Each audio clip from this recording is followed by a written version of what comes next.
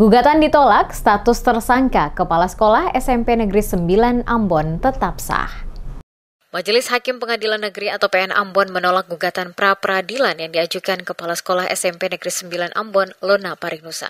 Dengan keputusan ini, status tersangka dugaan korupsi dana BOS periode 2020 hingga 2023 yang disematkan kepada Parinusa tetap sah. Lona Parinusa melalui tim kuasa hukumnya mengajukan pra-peradilan sebagai bentuk perlawanan hukum terhadap penetapan dirinya sebagai tersangka oleh Kejaksaan Negeri atau Kejari Ambon. Gugatan tersebut didaftarkan pada 28 Februari 2025.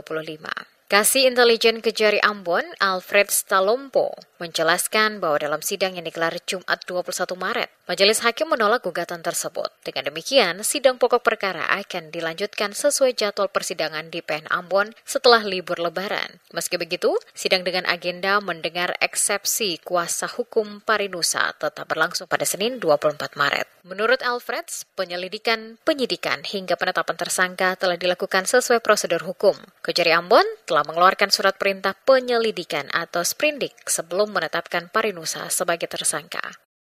Sebagaimana kita ketahui di hari Jumat kemarin, tanggal 21 Maret, pra-peradilan atas nama Lona Parinusa dinyatakan gugur dan dilanjutkan dengan pemeriksaan pokok perkara. Nah, ini menunjukkan bahwa jaksa pada Kejaksaan Negeri Ambon tidak main-main dalam penanganan perkara dan tidak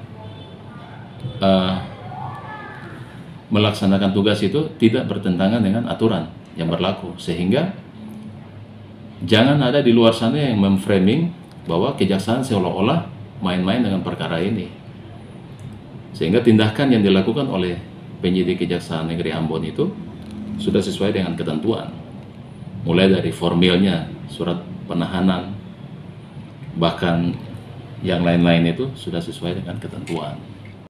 Sebelumnya, Parinusa ditangkap paksa oleh Kejari Ambon setelah 3 kali mangkir dari panggilan pemeriksaan. Selain dirinya, penyidik juga menetapkan 2 bendahara sekolah, Marian Celatumeten dan Yuliana Putilehalat sebagai tersangka. Ketiganya dijerat dengan pasal 2, Jungto pasal 18 ayat 1, 2, 3, Undang-Undang RI nomor 31 tahun 1999 yang telah diubah dengan Undang-Undang RI nomor 20 tahun 2001 tentang pemberantasan tindak pidana korupsi.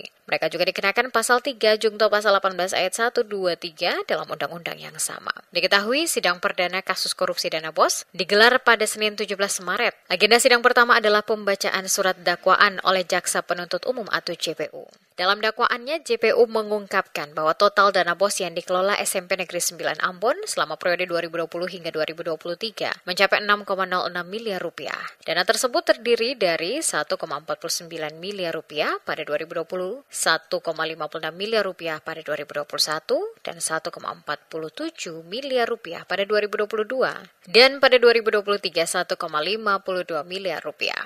Namun, dalam pengelolaannya ditemukan berbagai penyimpangan, seperti pembayaran honor fiktif untuk guru tidak tetap atau GTT dan pegawai tidak tetap atau PTT, serta kegiatan belajar mengajar yang tidak didukung bukti hukum yang sah.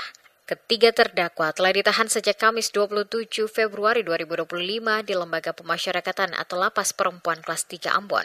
Perkara ini dilempahkan oleh Kejari Ambon ke Pengadilan Negeri Ambon pada Kamis 6 Maret 2025.